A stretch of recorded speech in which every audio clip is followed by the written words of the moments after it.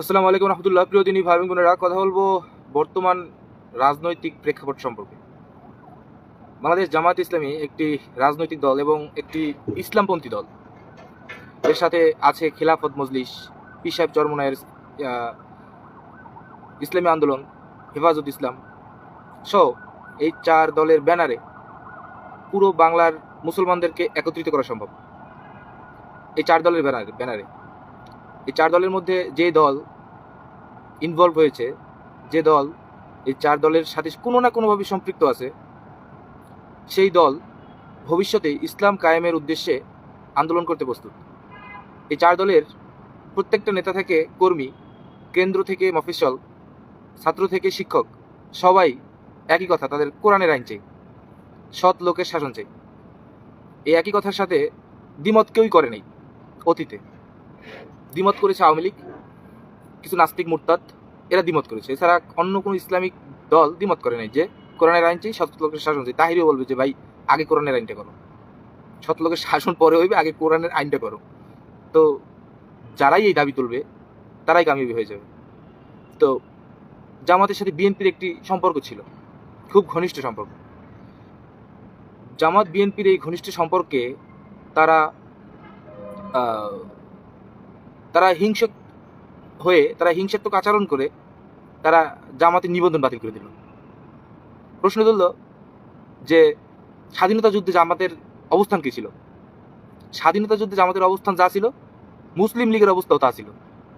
এখন আপনি বলতে পারেন যে জামাত আর মুসলিম লীগ এক হলো না, তো ওই এক ছিল তো ভাই, আগে ছিল। আপনারা মুসলিম কাইটা লীগ বানাইছেন খালি, জামাত তো আর ইসলাম কাটে নাই। অন্যান্য দলের সাথে অনেক কিছু লাগানো ছিল, কাটছে, কিন্তু জামাত তো আর ইসলাম কাটে নাই। আপনি মুসলিম কাইটা মানে কিছু মানুষের কাটলে মুসলমান হয়, কিছু মানুষ নাম কেটে মুসলমান হয়, বা হিন্দু হয়, বা অমুসলিম হয়, বা অন্য কিছু হয়। জামাতের অবস্থান, যদি জামাত রাজাকার হয়, সেই রকম রাজাকার ছিল অন্যান্য মুসলিম লীগের অন্যান্য নেতারাও। তখন এই যে জামাত, মুসলিম লীগ, এরা যদি না দাঁড়াইতো, তাহলে ভারতের সেবাদাস হয়ে থাকতে হতো আমাদের আজীবন। এখানে মুসলিম লীগ বলা হয়েছে মানে আওয়ামী লীগ বলা হয় নাই। মুসলিম লীগ মানে সেরকম একটা দল, যে দল ইসলামের বিরুদ্ধে একটা কথা শুনলে লাভ দিয়ে ওঠে। সবার আগে যে আন্দোলনের নামে, এটার নাম লীগ, মুসলিম। লীগের নাম হলো যে ওই আন্দোলনটা যে পিটায়, হুজুর পিটায়, মহিলা পিটায়, পোলাপান পিটায়, পিটানের উপরে রাখে সবাই। যে দেখছে দাড়ি মুখে টুপি, পিটাপিটি শুরু। আল্লামা সাইদি হাফিজুল্লাহ যে কথা বলেছিলেন, রহিমাহুল্লাহ একটা কথা বলেছিলেন যে এক লোকের দাড়ি কামাই দিচ্ছিল, ভাই তুমি আমার দাড়ি কামাও, ভাই তুই শিবির। কথা যে না আমি শিবির না, তুমি আমার দাড়ি কাইটো না, আমি তো সুন্নাহ হিসেবে দাড়ি রাখছি। কয় না তুই শিবির। তো বলতেছে সুন্নাহ হিসেবে দাড়ি রাখছো যেহেতু, তাহলে চল চেক করবো। তো চেক করে দেখে উপরে তারা অমুসলিম। তো তুই অমুসলিম হয়ে দাঁড়িয়ে রাখছো, তো আগে মাইর হওয়া উচিত। তো ও বেচারা জানে না যে অমুসলিম যারা, তাদের মধ্যেও কিছু মানুষ আছে যারা দাড়ি কাটে না। তারা হলো যে বড় লেভেলের আউলিয়া হয়ে গেছে। আই মিন গোসাই। কিছু গোসাই আছে দাড়ি কাটবে না, চুলও কাটবে না, ঠিক আছে? ওই ধরনের কিছু একটা মানুষে আপনি জামাত শিবির বানিয়ে দিয়েছেন ওই আপনার টাইমে। জামাত বিএনপি একসাথে ধরে মারছেন। জেলের মধ্যে জেল পার্টনার কতজন ছিল সবাই সবার মনে আছে। যারা যারা জেল খাটছেন, বিএনপি করে যারা যারা জেল খাটছেন, জেলের মধ্যে গেছেন, সেলটা দেখছেন। সেলটা যখন চোখে দেখছেন, তখন সেলের পাশে আশেপাশে মানুষগুলো দেখছেন কি কোন দলের মানুষ? আওয়ামী লীগের মানুষ ছিল। তাহলে বিএনপির, জামাত, শিবির, তাবলিগ ছিল না? জামাত শিবিরই ছিল। ওরাই আপনাদেরকে হতাশার মেঘ থেকে আপনাদের বৃষ্টি হয়ে পৃথিবীতে আনছে। এটুকু বোঝার চেষ্টা করেন। এটুকু বোঝার, অন্তত যারা মফিসলে যারা আছেন, যারা মনে করেন যেন আমরা শেখ হাসিনার মতো, তো এটা ভুল করেছেন। আপনি এটা করতে পারেন না। বাংলাদেশ জামায়াত ইসলামী এবং জাতীয়তাবাদী দল বিএনপি, কথায় আপনি বিগত 15 বছরের রেকর্ডিং বের করেন, কথায় কথায় জামাত শিবির, জামাত বিএনপি করছে কিনা, জামাত বিএনপি এই করছে কিনা, আগুন দিচ্ছে কিনা পেট্রোল, জামাত বিএনপি। ওই অভ্যাস যদি চান যে ওর উপরে দায় চাপাও, ওটা পারবেন না। ওটা চলে গেছে, ওই যে চলে গেছে। ওই যে এখন আকাশে যদি দেখে, ওই বাচ্চারা যদি হেলিকপ্টার দেখে, হেলিকপ্টার, আমি জিনিসটা লক্ষ্য করছি, বা আকাশে হেলিকপ্টার দেখলে বাচ্চারা বলে ওই হাসিনা যায়। বুঝতে বাচ্চারা বোঝে না তো, হেলিকপ্টার তো আনন্দ একটা, ওই দেখতো না ছোটবেলায় হেলিকপ্টার যায়, বলছে ওই যে হাসিনা যায়। তো জিনিসটা দিয়ে একটু বোঝার চেষ্টা করেন, বাচ্চারা এখনো বলতেছে হাসিনা যায়। তো অন্য কোনো দলের নেতা জানি এরকম পরিস্থিতিতে না পড়া লাগে, যে 45 সেকেন্ড সময় আছে, যাইয়ে করবো কি, ফাটাই মরে যাই নিজেরাই।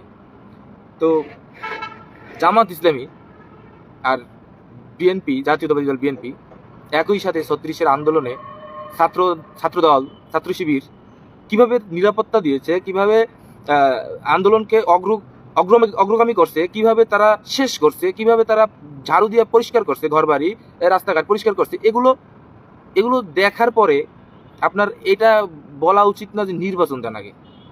যে মহিলাগুলো, যে ভাইয়াগুলো জীবনে কোনো বাসায় কাজ করে না, ওই মেয়েগুলো নামে ট্রাফিকের কাজ করছে। আপনারা হাসতে পারেন, বলতে পারেন যে আপনার ঘরের মেয়ে, ঘরের ছেলে ঘরের কাজ করে না, বাইরের কাজ করে। ঘরের মেয়ে ঘর ঝাড়ু দেয় না, বাইরের রাস্তা ঝাড়ু দেয়। ভাই দিয়েছে তো, বাস্তব যে দিয়েছে। ও ঘরে বসে সোনার থালায় ভাত খাক, ও রাস্তায় নামে ঝাড়ু দিছে। ও ঘরে বসে সোনার চুরুটে বিড়ি খাক, ও রাস্তায় এই বিড়ির খোসাগুলো তুলে তুলে বস্তায় বেরো বিড়ি ক্লিনের মাধ্যমে পাঠাই দিছে। তো বোঝার চেষ্টা করেন যে জায়গায় যাবেন ওই জায়গায় মাইর খাবেন। আওয়ামী লীগ গেছে, প্রশাসন যায় নাই ভাই, প্রশাসন যায় নাই। আজকে দুই একটা কথা শুনে বলে যদি মনে করেন যে বিএনপি অনেক কিছু করে ফেলাইবে, প্রশাসন পাড়ায় ফেলাইবে, বা এটা করবে না। এটা কারা করবে না শুনেন, এটা হয়তো বর্তমান সময় যে সমস্ত ছাত্র তরুণ নেতা আছে যাদের সাথে এখনো তারেক রহমানের মানে যোগাযোগটা কন্টিনিউ হয় নাই, মানে খুব বেশি, যাদের যোগাযোগটা হয়েছে তারা কিন্তু সাইনবোর্ড নামাই ফেলছে। যারা বুঝতে পারছে যে নেতা আমার বলছে কাজ করতে হবে, নামাই ফেলছে। নেতার চুপ থাকার মধ্যেও কিছু খুঁজে নিতে হয় যে নেতা কিসের জন্য চুপ আছে, ওইটা খুঁজবেন না। আপনি খুঁজবেন যে আগে কোথায় ঘরটা দখল দেওয়া লাগবে, কোন জায়গায় চাঁদা আছে, কি এই তো টাকা। ভাই 15 বছরের ক্ষুধা আস্তে আস্তে না খেলে গলায় বাজবে, পানি পাইবেন না। এটা চিন্তা করেন যে 15 বছর যে ক্ষুধা আপনার পেটে রয়েছে। আপনি রমজানের সময়, পহেলা রমজানে আপনি ইফতার করার সময় তো আপনি ক্ষুধায় ভুলে যান যে কোন টাইমে কোন আজান দিছে, অন্য আজান শুনে আপনি খাই ফেলেন। 15 বছরের ক্ষুধা একটু সহ্য করে খাবেন না? যদি এইরকম খাওয়া শুরু করেন, তাহলে মানুষটা লজ্জায় মরে যাবে। যে মানুষটা মায়ের খেয়ে মরে নাই, যে মানুষটারে ট্রাকের বস্তা দিয়ে চাপাই দিছে, যে মানুষটা ট্রাকের বালুর বস্তা দাঁড়া করে রাখছে, যে মানুষটারে মদের বোতল দিয়া অপমান করার চেষ্টা করা হয়েছে বেগম জিয়াকে, যেই মহিলারে বেডরুম থেকে টেনে হিসড়ে নির্লজ্জের মতো একটা পিচাস ডাইনির হুকুমে নিয়ে যাওয়া হয়েছে, ওই মহিলা লজ্জায় মরে যাবে। এত টাকা আমার দিয়েছে, 2 কোটি টাকার এতিমের খাওয়ার মামলা, 2 কোটি টাকা। ভাই তারেক জিয়া, শেখ হাসিনা দুইটা দুই জিনিস, তারেক জিয়া জয় দুইটা দুই জিনিস, শেখ হাসিনা খালেদা জিয়া দুইটা দুই জিনিস। এই মুদ্রার এপিট আর ওপিট না, এরা হলো যে আরব দেওয়াল। মহিলা আরব দেওয়াল, এদিকেও না ওদিকেও না, মাঝখানে বসে যন্ত্রণা দেবে। মহিলা আপনার মা, আমার মা, আপনার মেয়ে আমার মেয়ে, কিন্তু মহিলাই। ওনার জন্য রাজনীতি করার মানে ওনার পিছনে নামাজ পড়া যাবে না। আমি রাজনীতির কথা বললাম না, ওনার পিছনে নামাজ পড়া যাবে না। তো যদি নামাজ না পড়তে পারেন আপনি, ওনার ইমাম তো মানতে পারলেন না।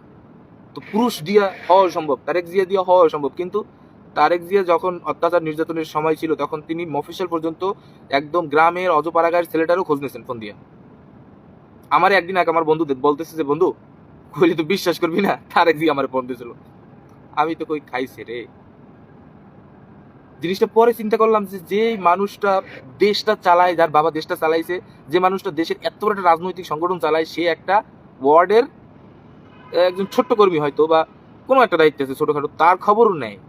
তাইলে সে কত জায়গার খবর নেয়। মনু একদিন ময়দানে যাওয়ার পর লিস্ট দেখবা তোমার নাম নাই, ওই দিন কানবার দৌড়াবা, কিন্তু শিবির আর ছাত্রদল পাবাটা খুঁজে। লিস্টে নাম থাকাটা খুবই জরুরি। আবার অটাইমে যদি নামটা ঢুকে যায় তাহলে খুবই দুষ্কর। আমি এই যে লাইভের মধ্যে যে কথাটি বলতে চাই, মূল কথাটা হচ্ছে ছাত্রলীগের মতো আচরণ করবা, মার খাবা, পুলিশ মারবে, জনগণ মারবে, এরপরে মাঝে মাঝে 2-1টা মানে সবাই মারবে, সবাই মার খেতে হবে। তুমি যদি আল্লাহরে ভয় পাও, একজনরে ভয় পাও, একজন আল্লাহকে যদি ভয় পাও, তোমার সবাই ভয় পাবে। আর তুমি যদি অনেকেরই ভয় পাও, তোমার সবাই ভয় দেখাবে। আর তুমি চিন্তা করে নাও, তুমি কি ভয় দেখাবা নাকি তুমি ভয় দেখবা? দেখাইতে চাইলে ময়দানে নামো, আর দেখতে চাইলে চুপচাপ ইউনুস যা কয় ওইটা শোনো, ইউনুস যাক বলে ওইটা শোনো চুপচাপ। আর যদি দেখাইতে চাও ময়দানে নামো, রাস্তায় বসে কোনায় কানায় বসে রাজনীতি করবা, ওটা হইবে না। তুমি ময়দানে নামতে হইবে, তোমার নির্বাচনের আগে তোমার সংস্কারের আন্দোলনে নামতে হইবে। তুমি কেন নামো নাই? আমি যখন এই কথাটা বলি, আমি লাইভটা শেষ করবো। আমি যখন শাহবাগ থানায় আমাকে যখন নিয়ে যাওয়া হয়েছে, প্রথম আমার একটা খুব খুব পছন্দের মানুষ হয়ে গেছে জেলের ভিতরে বসে, সে ভাই, তিনি ঢাকা বিশ্ববিদ্যালয়ে পড়েন। তিনি আমার আগে, আমি ছেলে যাওয়ার পরে তার আগে দেখার পরে দেখছি কাঁদতেছে ভাই। তো আমি ওনার কান্না দেখে দেখি যে আমিও দুর্বল হয়ে যেতেছি, আমারও কান্না আসতেছে বা আমিও ভয় পাইতেছি একটু।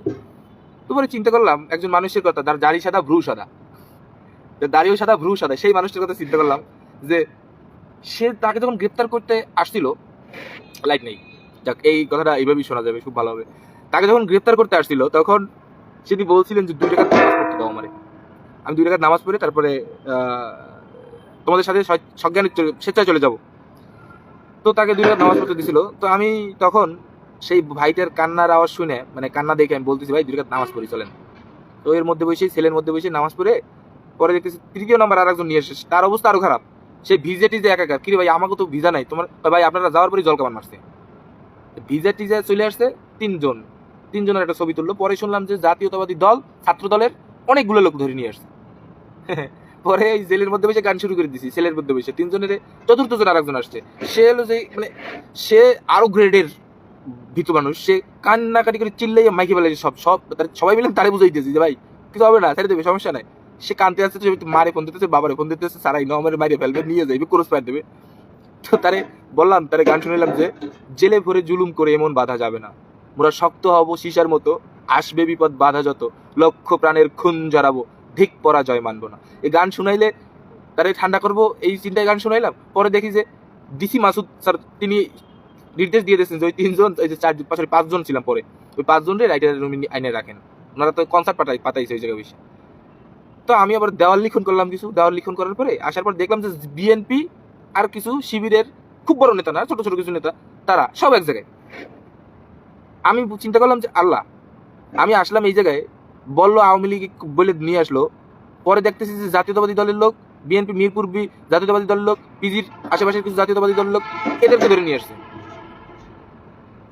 আসছে। পরে শুনলাম ডিসি মাসুদ এসে বলতেছে যে বইমেলায় আক্রমণ হয়েছে, শিবির আক্রমণ করছে, দায়রা শিবিরের উপর চাপাই দিয়েছে। দায় চাপানোর অভ্যাস যায় নাই আর যাবেও না। সেই বইমেলায় যারা আক্রমণ করছে তাদের টুপিগুলো দেখেন, বা কোন দল বুঝতে পারবেন। কিসের জন্য আক্রমণ করছে জানি না, কেন আক্রমণ করছে জানি না, আমরা তো জেলের মধ্যে, জানবো কেমনে? আমরা কি বাইরে ছিলাম? মিছিল নিয়ে শাহবাগের দিকে আসছে কেন জানি না, আমরা কি জানতাম যে কি? পরে তো বোন আসলো, আমার বোন এসে আমাকে ছাড়াই নিয়ে গেল, সহ সাথে সবাইকে একটা রণক্ষেত্রের মধ্যে দিয়া সবাইকে বুঝাইয়া ডিসি মাসুদের সাথে সমন্বয় করে সুন্দরভাবে আমার বোন, আমার বড় বোন যিনি মাজলুম, তিনিও মাজলুম এক ধরনের, তার হাজবেন্ড পৃথিবীতে নাই, আল্লাহ তাকে জান্নাত দান করুক, অত্যাচারিত হয়েছে র্যাবের কাছ থেকে। সেরকম অত্যাচারিত যেরকম শফিকুল ইসলাম মাসুদ হয়েছিল অত্যাচারিত, সেরকম অত্যাচারিত যেরকম অত্যাচার হয়েছে, কাকে বলবো, আমি স্বরাষ্ট্র প্রতিমন্ত্রীর কথাই বলি, যে এই যে বাবর, লুৎফর রহমান বাবর, জীবনটা শেষ করে দিচ্ছে ওরা, ওইরকম আমার ভাইয়ের দুলাভাইয়ের জীবনটা শেষ করে দিচ্ছে। পরে আল্লাহ তাআলা তাকে নিয়ে গেছে, স্ট্রোক করে চলে গেছে। তিনি এসে সবাইকে সমন্বয় করে নিয়ে গেলেন। পরে শুনি যে, এবং মাঝখানে কথা আছে, তিনি কেমনে নিয়ে গেছেন, কিছু খরচাপাতি তো অবশ্যই লাগছে। সেই খরচাপাতি ওই বোনেরা, ওই ভাইয়েরা সবাই মিলে একসাথে, যাদের যাদের ধরছে তাদের স্বজনরা সবাই মিলে, কিসের জন্য টাকাটা নেওয়া হইলো, কোন কারণে টাকাটা নেওয়া হইলো, কিসের জন্য ছাড়লো, কেন আমাদের বলা হলো যে আপনারা না বললে এই আন্দোলন থামবে না, আর আপনারা যদি না বলেন আপনাদের মামলা দেওয়া হবে রাষ্ট্রীয় সম্পদের জন্য।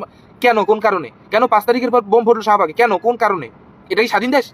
স্বাধীন যদি দেশ হয় তাহলে 5 তারিখের পর কেমনে বোম ফোটে, কেমনে গুলি করে, কেমনে টিয়ার শেল মারে, কেমনে সাউন্ড গ্রেনেড মারে, কি কারণে মারে? ভালো হয়ে গেছে প্রশাসন না? নির্বাচন করবেন, রাজনীতি করে নেতা হয়ে যাবেন, আর দেশটা আগের মতো গোল্লায় যাইতে থাকবে। আপনারা যদি দেশে আসেন, ক্ষমতায় আসেন, তাহলে তো দাম কমাইবেন না, দাম তো কমাইবেন না, দাম তো বাড়াইতে থাকবে, তখন তার মনে চাইবে না, সবার পেটে তো ক্ষুধা। মূলত আমি যে কথাটা বলতে চাই, জামাত বিএনপি মাইর খাইছে একসাথে, লাঞ্ছনা হয়েছে একসাথে, অত্যাচারিত হয়েছে একসাথে। যারা যারা জামাত বিএনপির মধ্যে অত্যাচারিত হয়েছে, মাজলুম জামাত, মাজলুম বিএনপি, ওই পিরিত ছোটার মতো না। কিন্তু যেগুলো নট ইন্টু ফন্ট, একদম খাইছি দুনিয়া কি মজা লেলো, দুনিয়া তুমহারি হে, ডকের মতো খাইছে, রাজা হাসির মতো, ওই দুইটা আবার কানেক্ট করে।